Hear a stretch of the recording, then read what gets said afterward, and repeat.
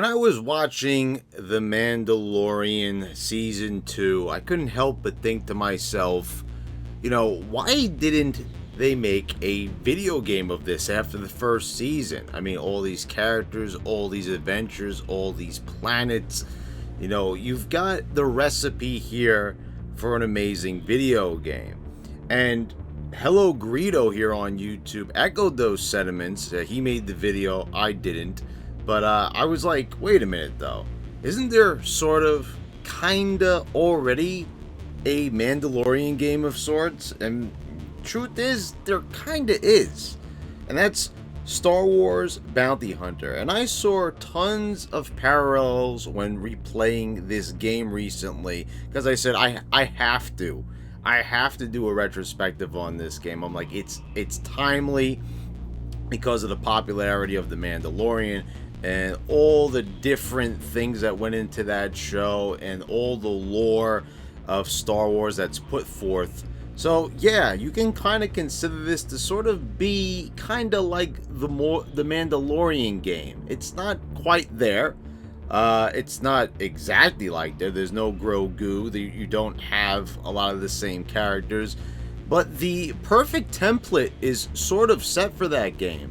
And I think it would be wise that if they went back and they took a look at this game, if they're thinking of making a Mandalorian game, I cannot believe that they're not even announcing anything like that. Like, how can you have such a great series with the potential to cash in on it?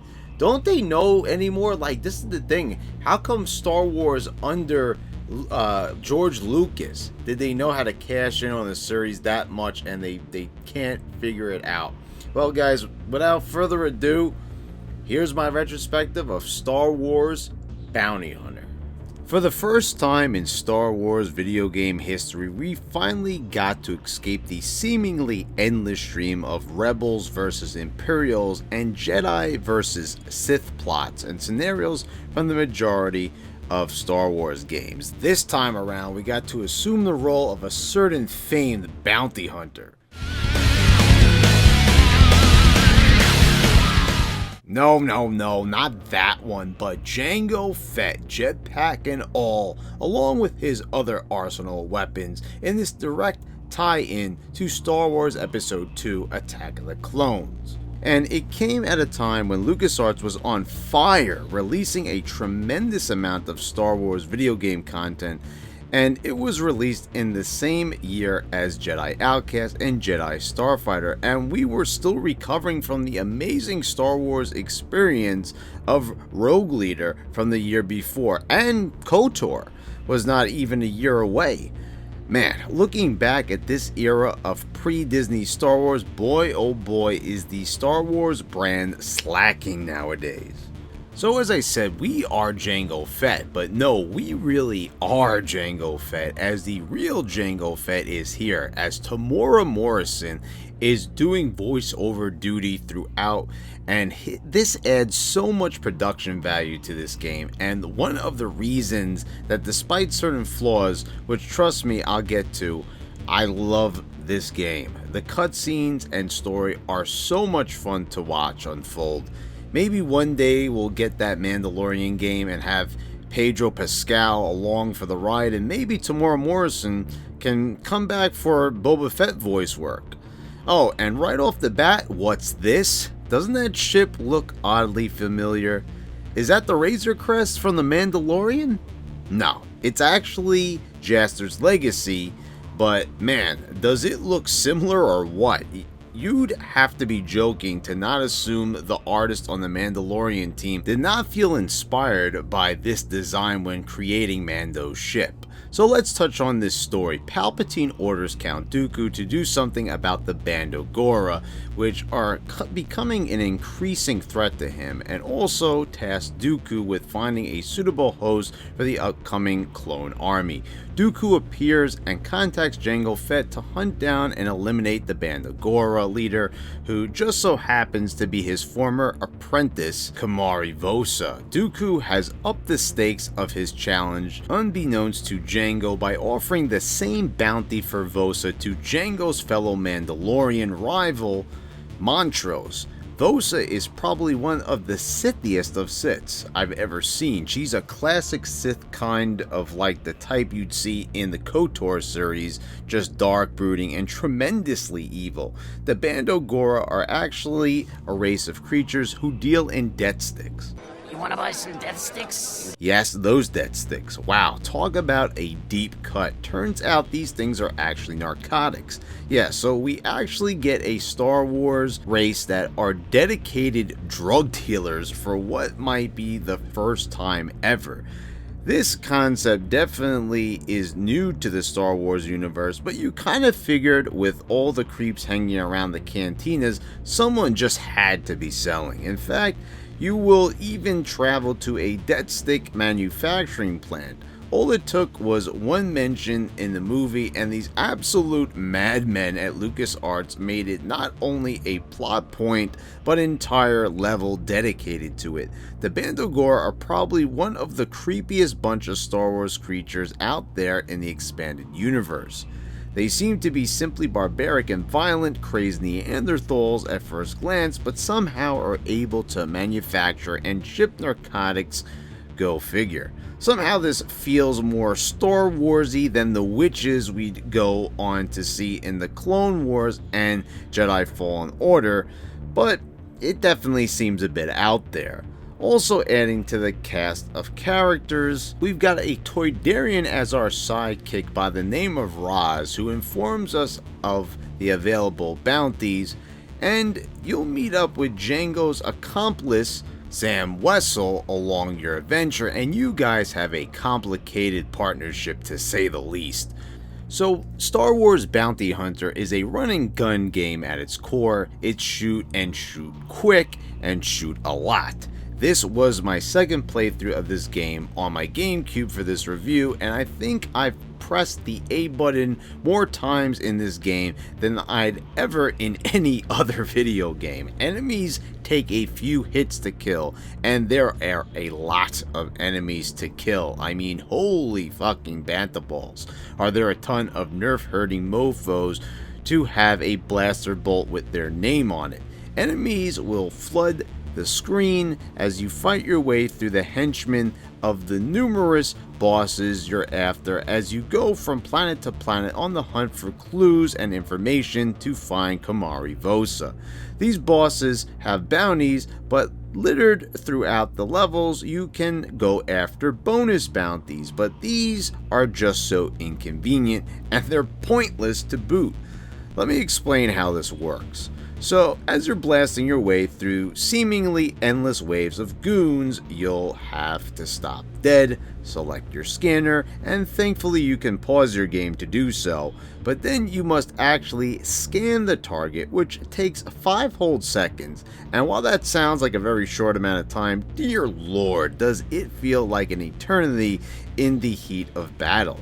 Then you must switch to your whipcord, shoot it at your target, and you must be super close to your target to the point where they can smell your Mandalorian halitosis, and then press the corresponding button to perform the capture to gain maximum credits, or you can just settle for less dough and just shoot them in cold blood.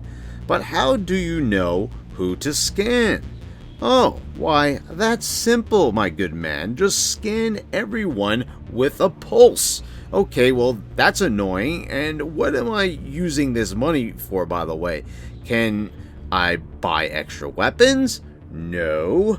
Are there upgrades for my pre-existing weapons? No. Are there any cool extras, like interviews or documentaries to unlock by having enough? No. You get some extras, but they're just, you get them by beating the game, basically. What was the point of having this gameplay feature? Which, yes, does seem like something worth having in the game, but with it being the pain in the ass that it is to take part in, why bother? I did a few of these and then remembered how pointless it is and just stopped. Do yourself a favor, ignore this pointless bantha poodoo bullshit and just focus on the meat of the game, and it's a good time. We get a lot of good variety in the levels, but not so much in the gameplay. But this is a game that knows what it wants to be. It's a shooter first and foremost, but there is plenty of platforming to be had throughout the game, and you actually have to be pretty careful because there are plenty of parts where sloppy platforming will have you falling to your death. There's a handful of classic locales such as Coruscant and Tatooine, but also unexplored planets such as the home of the Dugs, Malastare. Dug is the species of Sebulba, who is Anakin's nemesis in the Phantom Menace, and will be hunting down Sebulto, who is complicit in the Bando Gore's death stick racket. I like that we get to explore this species, which is probably something a lot of viewers of Episode 1 probably never gave a second thought. These species in the films all come from planets and an entire population that looks just like them, and it makes the universe feel so large and full of depth. And I see there's been some more representation in several publications, and yes, the Clone Wars series, which I still haven't gotten around to getting past the first season, and I know that's pretty much sacrilege in the Star Wars fandom nowadays, but I promise that one day I will get it done. You'll also be visiting an asteroid prison, Uvo 4, where there's a massive prison riot, and you'll be mowing down literally hundreds of inmates and guards. This stage must have the most enemies of any other stage because these guys just keep pouring out of the cell blocks in huge numbers. How many cells does this place have? But dear lord, can we maybe slice up these stages a bit? They're so fucking long. Oh man, there's nothing worse than dying in one of these stages one time's too many, and your health drains rather easily, mind you. And yes, you do get a fair amount of health drops from enemies in several continues, but with this many enemies, you can be overwhelmed in an instant, especially in places like the prison and Tatooine. And speaking of Tatooine, these sniping sand people and thugs blasting you from every which way, and combine this with the demanding platforming, and while it is fun and a well-designed stage, it goes on forever. Good levels or not, I hate having to play through these long-ass levels repeatedly when I get a run of bad luck. Plus, man, some of these sections with the jetpack are real nail-biters, especially the parts where you need to traverse the valleys of Tatooine, and especially this part right here in the prison where you'll need to land on these catwalks. These very narrow catwalks, mind you. I held my breath on these until I made a safe landing. Oh, and word of advice, take out these rocket launcher buffoons before even thinking about making your way onto the catwalk. You do get power-ups for these sections that let you extend your flight, but without them, your flight doesn't last long. And while they probably didn't want to make the game too easy by letting you boost for too long, but I think I would have preferred longer flight and wider open areas. Remember the huge valley in Shadows of the Empire?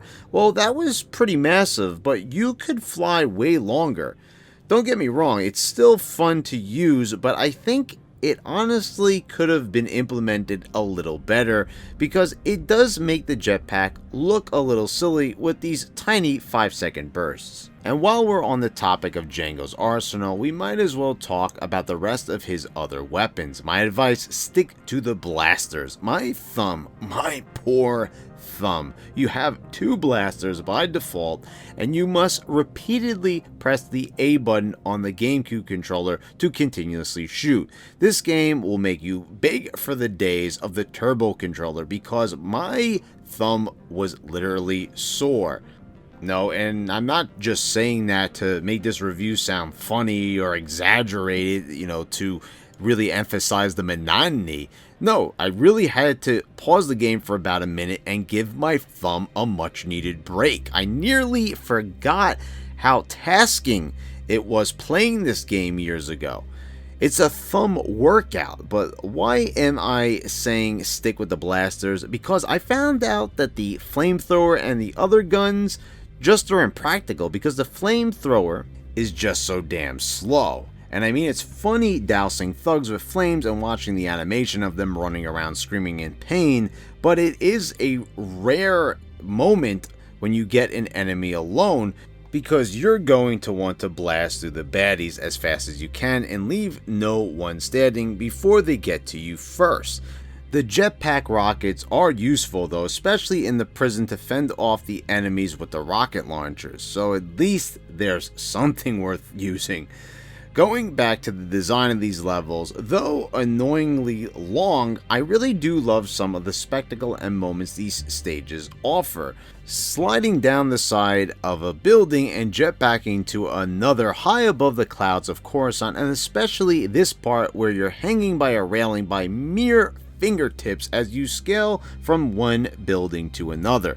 Plus, Vosa's hideout on Colma is this massive and massively creepy city leading to a castle, and the Bandogora do not let up. They'll attack you in endless waves in the hangar when you first land and try to snipe you from a distance. This place just makes you feel uneasy, and it succeeds in what it was designed to do. This game doesn't look nearly as good as Jedi Outcast, say, and not even half as detailed, but it can be a pretty dazzling looking game at times. As we near the end of our journey, we find Kamari Vosa's hideout on Colma and blast our way through her Bandogora legions, and this all takes place just moments after Montross kills your friend Roz in order to steal the data containing Vosa's location, and you will soon run into him. And at this moment, it is revealed that Montross is actually a Mandalorian as well, donning his helmet, armor, and jetpack for the first time in the game, and I thought this was a cool reveal, making the fight even more personal.